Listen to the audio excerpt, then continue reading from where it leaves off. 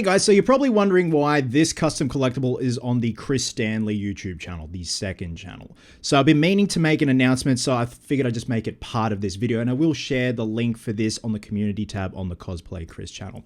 So for over the past year and a half, pretty much 90% of my custom collectible videos, but also other videos, have been demonetized. So years and years ago, like 2015, 2016, I downloaded royalty-free music off YouTube. Very silly idea. Since then, those particular artists, I assume, have gained a license for those particular tracks, and the algorithm has automatically picked them up in my videos, custom collectibles, but other videos that are utilizing those tracks, and have demonetized my videos. Now, I have tried to appeal at least 10 of those videos and have been met with, no, we can't do anything, and they take the money. It's a third-party company that's been doing it, and it was so frustrating. It was like one by one, you'd get an email from Gmail saying, hey, this video has been demonetized, this video has been demonetized. I'm like, oh my God. And yes, I know I have not uploaded for quite some time on the main channel. Essentially, this is like my main channel.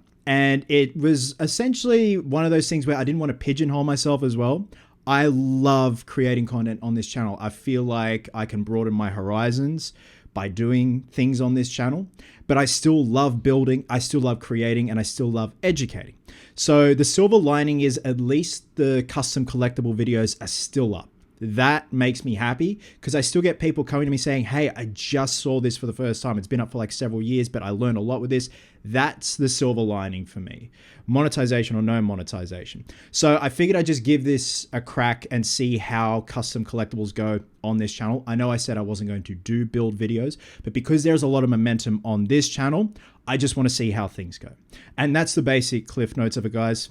Enjoy the video.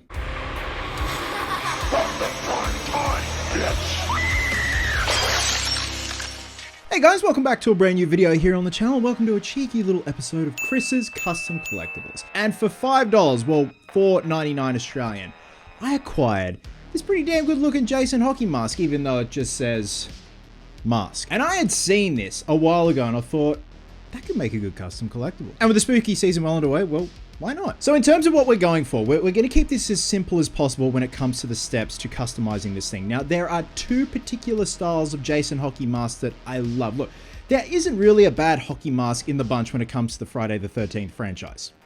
Sort of. But for me, it is the severely battle damage hockey mask from the end of Freddy vs. Jason and Friday the 13th, the final chapter's hockey mask. So what I'm thinking is we combined the two. Now, when I mean combine the two, obviously we've got the axe mark with the blood from the final chapter, but the severe cracking and damage going on this side of the hockey mask when it comes to the battle damage version of the Freddy vs. Jason mask. In terms of straps, we're probably going to go to a discount store or something like that and then get some pet leashes, some dog leashes, dog collars. So firstly, let's take this tag off and take this shroud off. Oh, it's just hot glued. Okay, very good.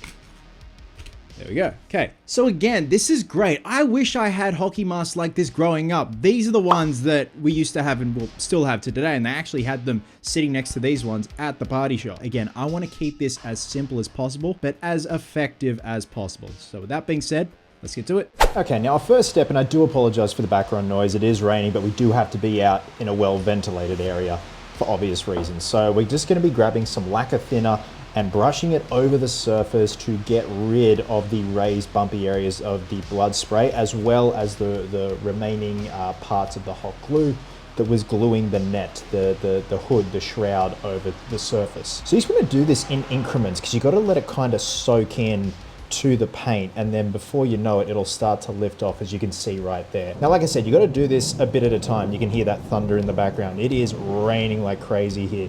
But then you're going to grab a paper towel and then wipe away that excess just so it doesn't start to streak on the surface. And we're just going to repeat this step all the way over the surface so we have a nice, clean looking hockey mask, but it's not going to stay clean for long.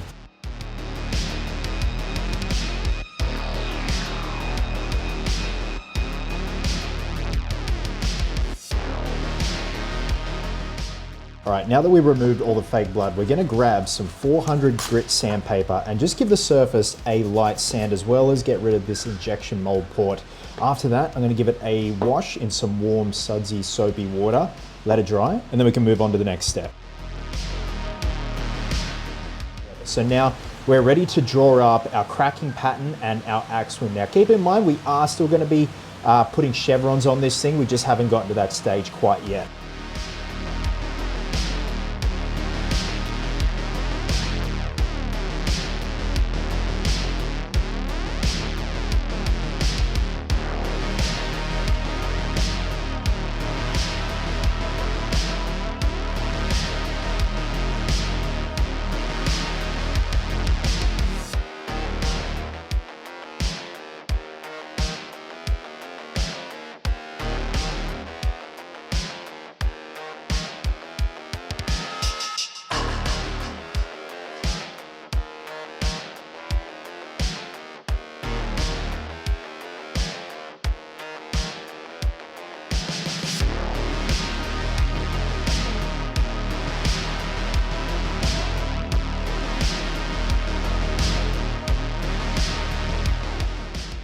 Okay, it's time to apply the chevrons. So originally I was gonna mask off where I wanted the 3 chevrons to be and paint them on, you know, just with some acrylic paint. But with a big shout out to my friend Brian's Casual Shenanigans on Instagram, he recommended Smart Vinyl Circuit Joist. So this is 12 bucks for a pretty decent amount of vinyl.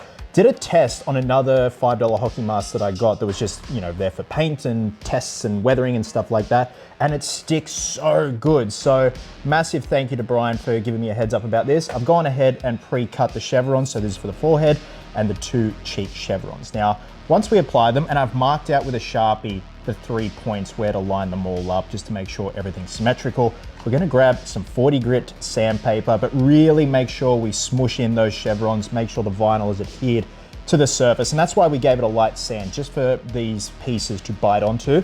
But again, we'll grab some 40 grit sandpaper and scuff away certain parts of the chevrons just to make them appear very weathered. And then we can move on to the weathering stage, which I'm really looking forward to. Again, I wanna keep this as simple as possible, guys, but having a lot of fun with this so far.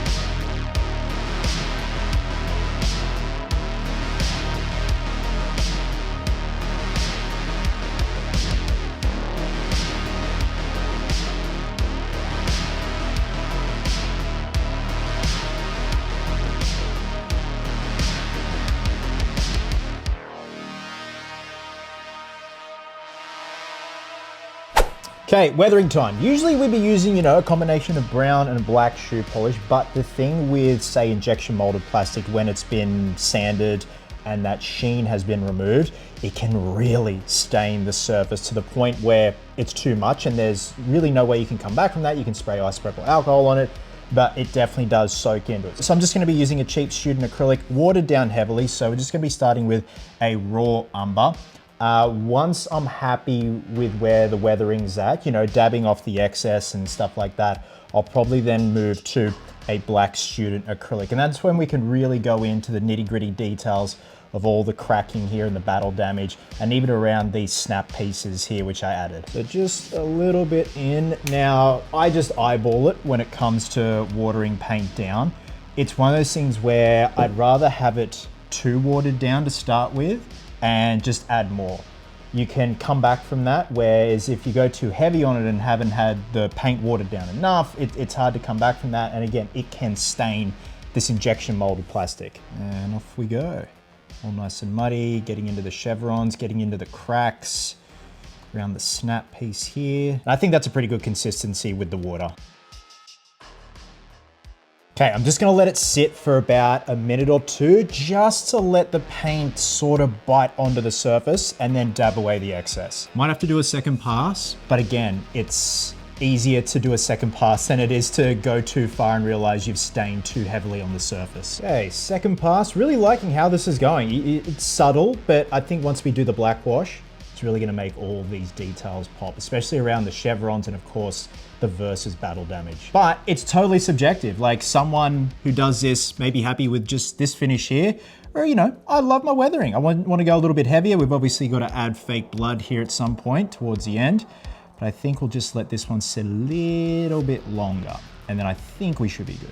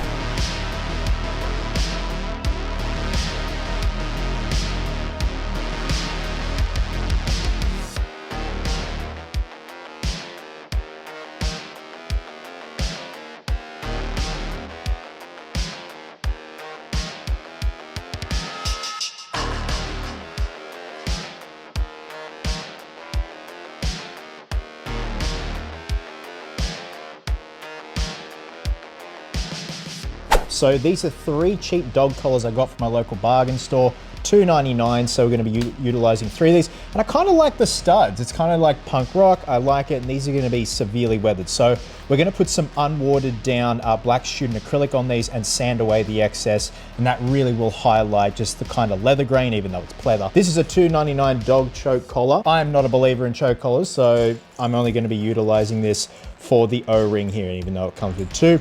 So essentially the 3 of these will loop at the back here, and we'll have the strapping system, and then we can call it a day.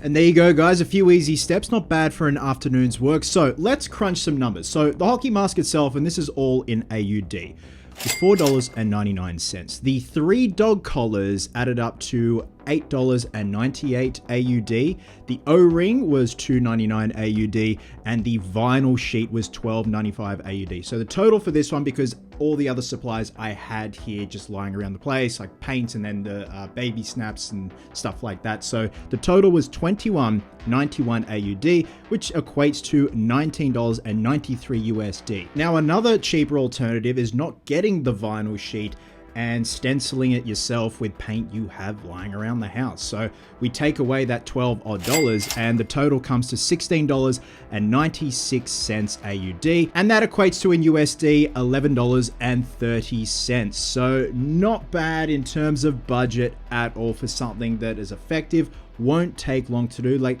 I said, you can literally bang this out in an afternoon. So thanks very much for watching, guys, and hopefully everything made sense at the beginning of the video of why this custom collectible is on the second channel. Again, it's not a permanent fixture, but just tinkering and experimenting with how it goes on the second channel. So the next custom collectible I'd like to tackle, and it's literally just beneath me now, is the Trick or Treat Studios Haunted Mask from Goosebumps, but have a bit of a twist on it and make it a bit more gnarly, a bit more violent. We'll see how we go.